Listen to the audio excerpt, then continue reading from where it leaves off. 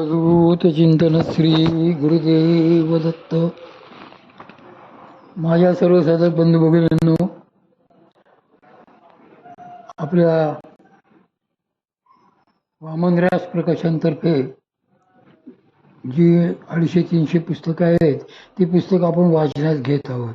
सध्या आपण विषयांचा विसरू पडे हे पुस्तक परमपूज्य श्री दादा कोडे महाराजांनी लिहिलेले आहे.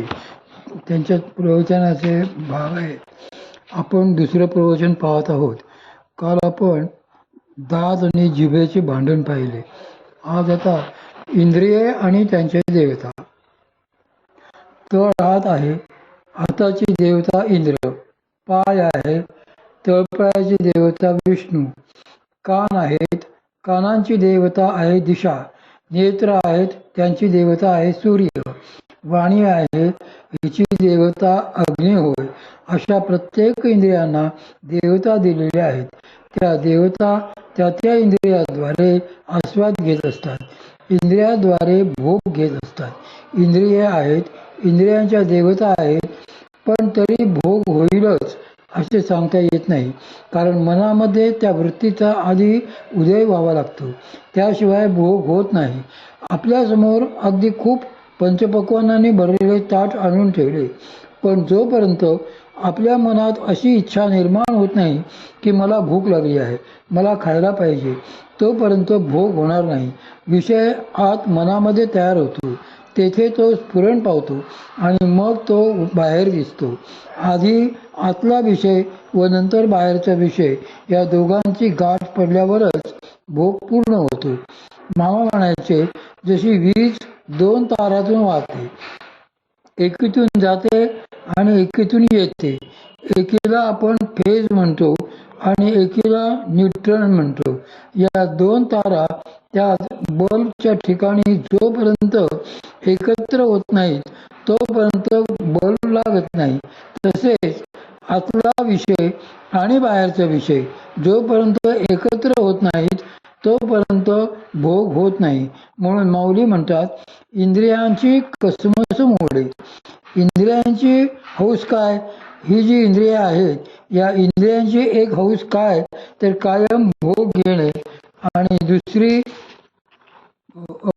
हौस काय तर विश्रांती घेणे. इंद्रियांना दोनच गोष्टी पाहिजेत, भोग किंवा विश्रांती. याशिवाय तिसरी गोष्ट त्यांना चालत नाही. म्हणून आपल्याला जर कोणी सांगितले की शांतपणे जेवा आणि झोपा तर आपण नाही म्हणणार नाही. पण ते जर थोडा वेळ जप करत बसा म्हटले किंवा साधना करा म्हटले तर त्याला दुखायला लागलं. माऊली शब्द असा सुंदर वापरतात की जे आपल्याला निके आहे, जे आपल्यासाठी चांगले आहे, परमार्थाच्या दृष्टीने हितकारक आहे, ते सदाची या इंद्रिया दुःखे. ते कायमचे या इंद्रियांना दुःख वाटते. त्यांना भोग तरी पाहिजेत किंवा विश्रांती तरी पाहिजे, त्यांना परमार्थ नको आहे. हा त्यांचा स्वभाव आहे. या इंद्रियांची भोग घेण्यामध्ये कायमच चढाओढ आहे. ही जी इंद्रिये आहेत त्यांची जी तळमळ चालते विषयांसाठी, त्या तळमळीला माऊलींनी शब्द वापरला आहे कसमस. ती इंद्रिये विषयांसाठी अत्यंत आतुर होतात आणि मनाने बळ दिले की ती इंद्रिये कार्य करायला लागतात. आता भोग जो मिळतो, विषय जो मिळतो, हे जाणते कोण हो आपल्यामध्ये? आपल्या आत हे जाणून घेण्याची बुद्धी असते. वास्तविक या बुद्धीने विचार असा करायला पाहिजे की हे सर्व तुच्छ आहे. जे भोग मिळतात ते क्षणिक आहेत, मला त्यांच्या मागे लागून उपयोग नाही, हे त्या बुद्धीने जाणायला पाहिजे. पण ती जाणत नाही, कारण बुद्धीचे द्वार झडकविले येणे, तिथे बसलेले मन हे त्या बुद्धीला बुलवीत असते आणि अहंकार तिला जोर देत असतो. त्यामुळे खरे काय आहे हे ती बघत नाही आणि कायम त्या विषयाच्या मागे असते. तिला एवढंच माहिती आहे की सुख शोधायचे आहे, मग ते सुख कशातले आहे हे ती बघत नाही. एकदा गोड वाटले की ही कायम त्याला त्याच्या मागे जाईल. हा तिचा स्वभाव आहे. माऊली म्हणतात, इंद्रियांची कसमस मोडे. या इंद्रियांची अखंड तळमळ कासाविषयी चालली आहे, ती विषयांसाठी. माऊलींची एक फार सुंदर ओळी आहे. आवडी आणि लाजवी, व्यसन आणि शिणवी. ते म्हणतात, एखाद्या गोष्टीची खरोखरीच मनापासून आवड आहे तर त्याला त्या गोष्टीची लाज वाटत नाही. एखाद्याला खायची भरपूर आवड आहे तर तो आजूबाजूच्या कोणाची भीड न बाळगता निर्लज्जपणे खातो. त्याला खाण्याची लाजही वाटत नाही. किंवा घ्या हो थोडं असा आग्रहही लागत नाही. जो व्यसनी आहे त्याचे असेच आहे. तसेच ही जी इंद्रिये आहेत ती व्यसनी आहेत त्या विषयांची. त्यामुळे त्यांना कधी शीण वाटत नाही विषयांचा. मामांनी बघितलेली एक मजेशीर हकीकत ते सांगायची. व्यसन आणि शिणवी. गिरनार पर्वतावर श्री दत्तगुरूंचे जे स्थान आहे तेथे बाजूला मामा बसले होते. तेथे काही साधू असतात. त्यावेळी हे साधू गोसावी बसलेले होते. त्यांच्यामध्ये गांजे कस जास्त असतात. त्यात एकाला लहर आली की आपल्याला गांजा ओढायचा पाहिजे. त्याची एक पद्धतशीर क्रिया असते. नारळाची दोरी असल्याशिवाय काही तो गांजा पेटता येत नाही. चिलमीत घालून तो पेटवतात.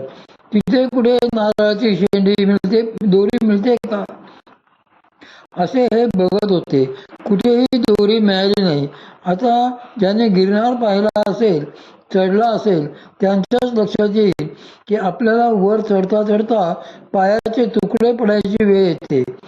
असा हा गिरनार पर्वत आहे. पण हा त्यातला एक गोसावी उठला, खाली गावामध्ये आला.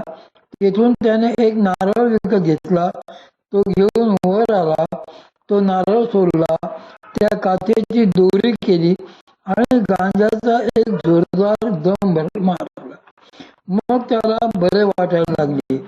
मामा म्हणाले, मी आश्चर्याने बघत बसलो होतो आणि मग मला माऊलींची ओवी आठवली की व्यसन आहे त्याचा शीण वाटतो का कधी. तसे या इंद्रियांना विषयांचा कंटाळा कधीही वाटणार नाही. त्यांना कंटाळा वाटतो तो परमार्थाचा. म्हणून ते म्हणतात, इंद्रियांची कसमस मोडे, मनाची घडी घडे हृदया माझी. प्रत्याहार महत्वाचा. आता गंमत अशी आहे की इंद्रियांना विषयांपासून वेगळे काढायला पाहिजे. कारण जोपर्यंत आपण या इंद्रियांना विषयांपासून वेगळे काढणार नाही तोपर्यंत मनाला कार्य करायला भरपूर क्षेत्र उपलब्ध आहे. ते मन इंद्रियांना सारखे हाताशी धरणार आणि काही ना काही करीत राहणार. ते स्वस्थ बसणार नाही. म्हणून जर त्या मनाला स्वस्थ करायचे असेल तर त्याच्या हातातून हे सगळे काढून घेतले पाहिजे.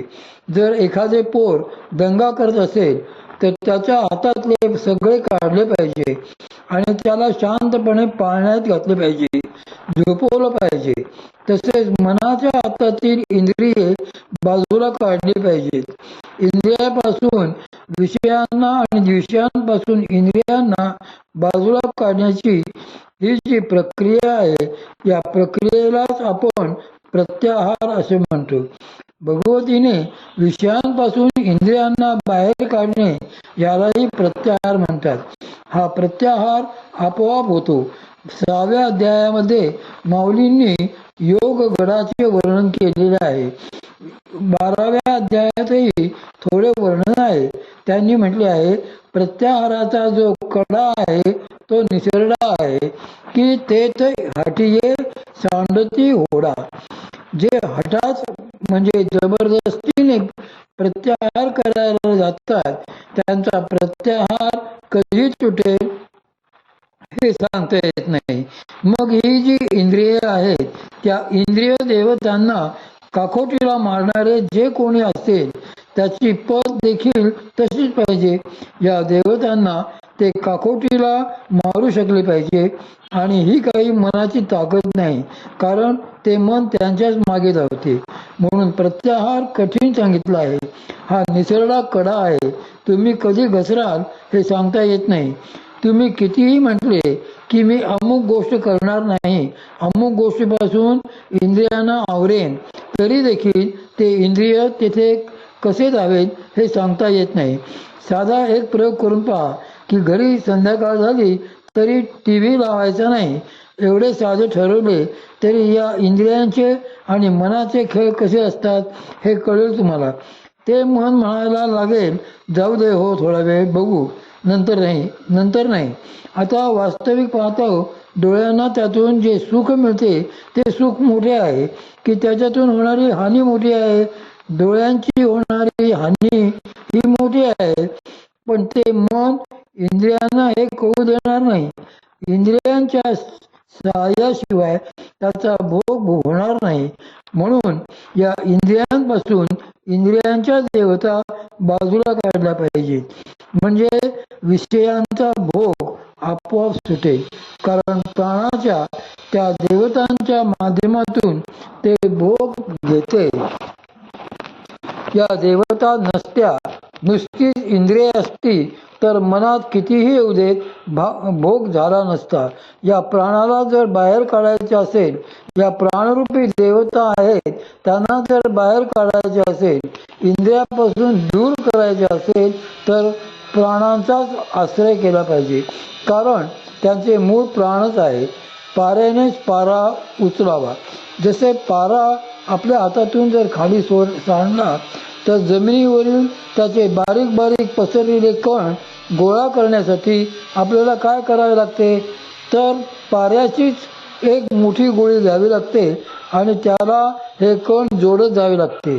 तेव्हा आपोआप सगळा पारा जमा होतो. एक एक सुटा कोण उचलता येत नाही.